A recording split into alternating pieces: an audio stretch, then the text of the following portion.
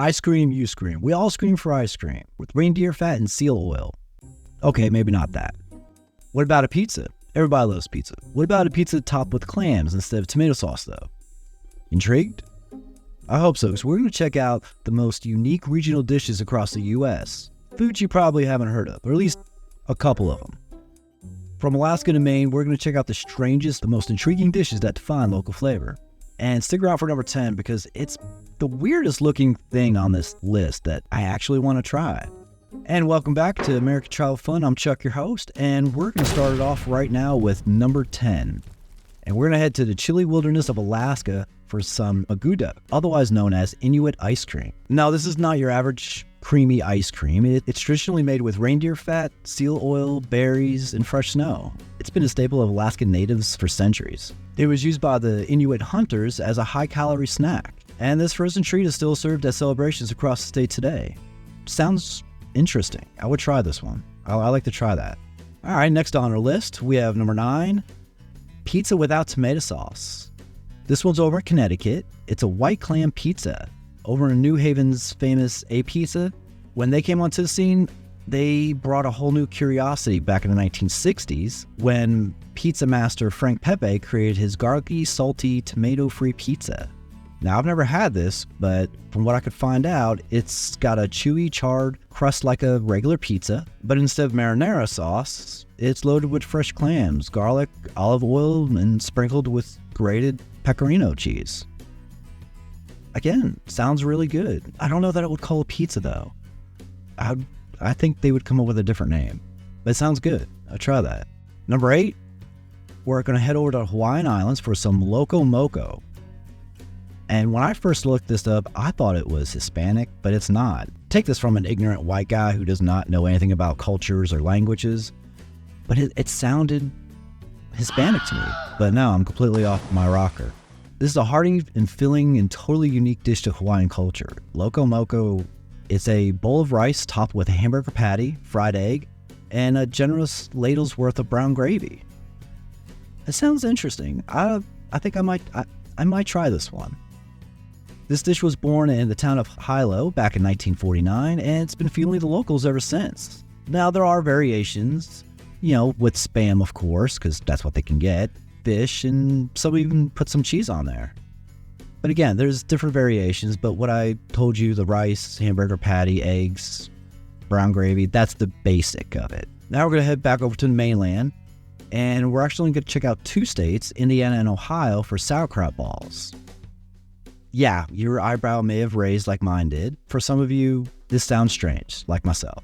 My eyebrows raised when I read this, and it's a real thing. These are deep-fried sauerkraut packed with pork sausage, sauerkraut of course, cream cheese, and mustard, all rolled up in dough.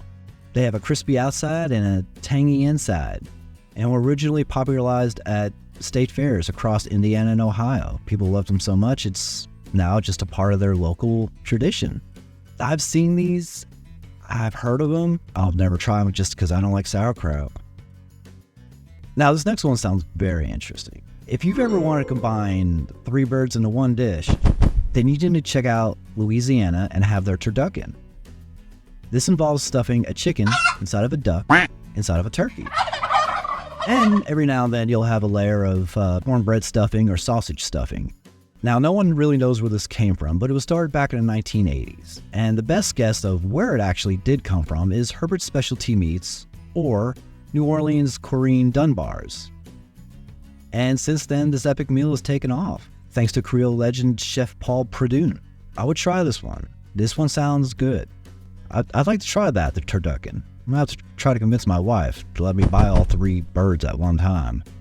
By the way, if you guys are enjoying this or got any value out of it or just entertained, please feel free to like, subscribe, and check out our website at americantravel.fun for more interesting content just like this. We have blogs, videos, resources, merch, all kinds of crap there. Go and check it out. It's interesting. All right, back to the show. And number 5, we're going to head to Maine for a springtime delicacy, Fiddleheads. These are young coiled ferns that are harvested during a short season. People say they taste like a blend of asparagus, mushroom, and spinach. They're packed with vitamins, and they've been a culinary favorite in the region for centuries. Now, how do you cook these? Well, the locals, they like to boil them up with butter or fry them crispy. They're so beloved, they even have a festival every year about this tasty fern. I don't know that I would try this. This is one of those things that my wife would definitely eat, and she would force me to take a bite, and so I would. I'm not big on asparagus or spinach, and they say that's kind of what it tastes like. Now, the mushrooms I'm down with. Anything with a mushroom, any type of mushroom, I'm in. Give me the fungus, keep the greens. And number 4, this one's weird. Nebraska's comfort food is a combo of chili, which is great, and cinnamon rolls.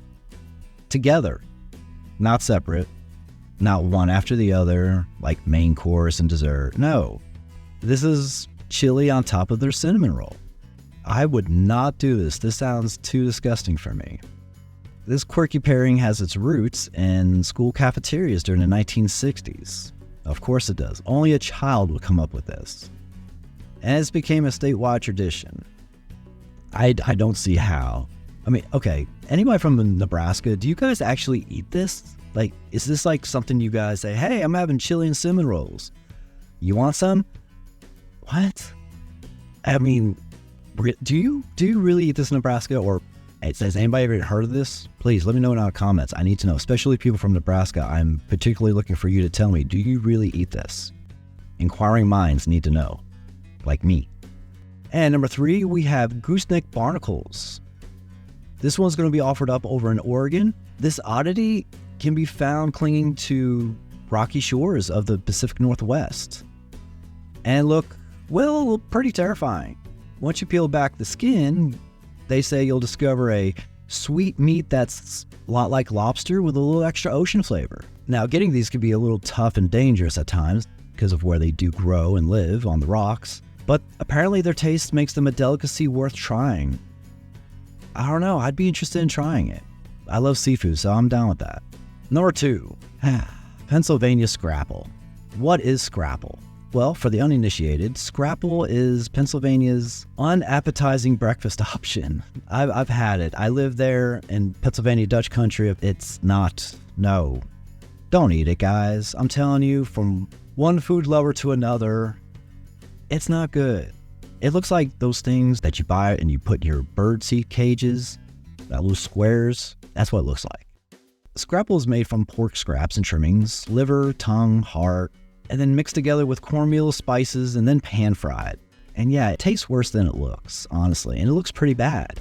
This has been a staple of Pennsylvania Dutch for generations, and while the ingredients may not scream gourmet, one bite of scrapple of the egg and you'll be running for the hills. Seriously, this is not good. Don't try it. Actually, no, you should try it just to say that you did and you understand how bad it is. You should try it just because it's bad. And last but not least, the weirdest looking thing on the list. Coming at number 1, we have gooey duck. Washington's giant clam, with a name that means dig deep. And yeah, you're going to have to dig deep, literally, to catch one. These basket mollusks may look strange, but they're firm, mildly sweet, and is a seafood lover's dream, apparently. Gooey duck can be served raw, can be sliced thin for sashimi, or cooked up in a variety of dishes. Either way, I want to try it. I mean, cooked up, I'm not into the whole raw thing, but I mean, no, it looks disgusting. It looks like part of a male anatomy, but it's seafood. And I was looking at some of the recipes and they look delicious, some of the things. So, I don't know. What do you guys think? Would you try gooey duck or any of these others? Am I wrong about scrapple? Are you going to hate me forever because I refuse to try scrapple again or ever eat it again? Let me know now in the comments. Also, is there anything that I missed that should be on this list? Let me know. If you guys are looking for some more articles, blog pieces, check out our website, americantravel.fun. Like I said, we have articles, blog pieces on some of the greatest places in America and with some really weird stuff in America. We have a little bit of everything. Come on, check it out. We've got resources, videos, the whole 10 yards. Until then, like, subscribe, and have fun, guys.